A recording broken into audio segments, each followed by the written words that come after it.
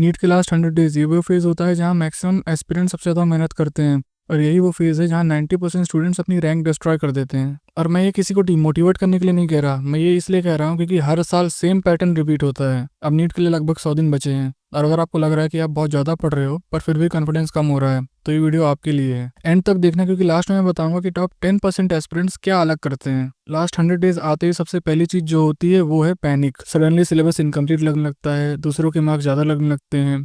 YouTube पे last 30 days strategy, last 60 days strategy और last 100 days strategy type करना शुरू हो जाता है। और पैनिक के साथ आता है ओवर रिएक्शन। स्टूडेंट सोचते हैं अब बहुत ज़्यादा पढ़ना पड़ेगा, अब 12 से 14 घंटे देने पड़ेंगे। पर सच ये है कि पैनिक में की गई मेहनत प्लान्ड मेहनत से हमेशा कम रिजल्ट देती है। लास्ट 100 डेज में जो दूसरी सबसे बड़ी प्रॉब्लम होती है तो वो है direction loss. Students randomly chapter उठाते हैं, कभी फिजिक्स, कभी बायोलॉजी, कभी केमिस्ट्री, बिना ये सोचे कि उनका वीक एरिया क्या है। इससे उन्हें ये लगता है कि मैं बिजी हूँ, पर एक्चुअल में आप प्रोडक्टिव नहीं हो। नीट का पेपर आपसे ये नहीं पूछता कि आपने कितना पढ़ा, नीट का पेपर ये पूछता है कि क्या आप राइट चीज पे काम कर रहे थे या नहीं। अब आते हैं थर्ड मिस्टेक पे, जो सबसे ज्यादा कॉमन मिस्टेक भी है, मॉक टेस्ट। बहुत सारे एस्पिरेंट्स मॉक टेस्ट को एक रिचुअल बना लेते हैं। प्रोसेस क्या होता है, मॉक दिया, मार्क्स देखे, मूड खराब, अगला मॉक स्टार्ट। पर एनालिसिस, गलती क्यों हुई, सेम गलती रिपीट क्यों हो रही है, नॉलेज गैप है या सिली मिस्टेक, ये सब क्वेश्चंस पूछे ही नहीं जाते। और बिना एनालिसिस के मॉक देना रैंक इंप्रूव नहीं करता, सिर्फ कॉन्फिडेंस तोड़ता है। अब चौथी मिस्टेक, सिली मिस्टेक्स का झूठ। स्टूडेंट्स बोलते हैं सर सिली मिस्टेक हो गई,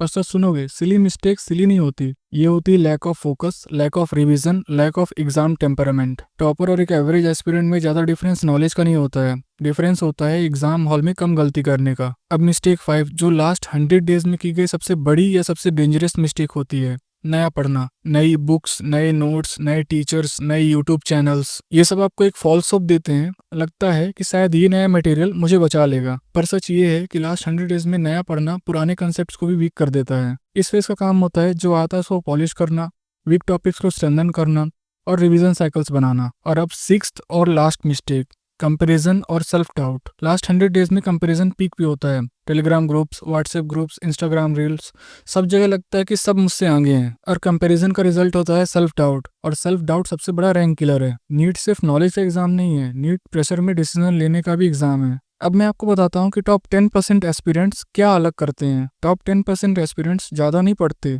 स्मार्ट और फोकस्ड पढ़ते हैं। वो लिमिटेड रिसोर्सेज यूज़ करते हैं, हर मॉक का डीप एनालिसिस करते हैं, अपनी गलती को सीरियसली लेते हैं, और सबसे इम्पॉर्टेंट पैनिक नहीं करते। वो जानते हैं लास्ट 100 डेज सिलेबस का फेज नहीं है, ये एग्जीक्यूशन का फेज है। अगर आप लास्ट 100 डेज को समझ गए तो आप ऑलरेडी 90% एस्पिरेंट से आगे हो। याद रखो, नीट में ज़्यादा हार्डवर्क नहीं, सही स्ट्रेटेजी, काम माइंड और कंसिस्टेंट एग्जीक्यूशन सिलेक्शन दिलाता है। अगर आप चाहते हो कि मैं लास्ट 100 डेज का exact daily plan, mock analysis का स्टेप बाय स्टेप सिस्टम या subject wise rank booster strategy बनाऊं, तो आप मुझे कमेंट में बता सकते हो। और अगर वीडियो यूजफुल लगी हो तो चैनल को सब्सक्राइब कर लो, क्योंकि आगे का कंटेंट सिर्फ प्रैक्टिकल होगा।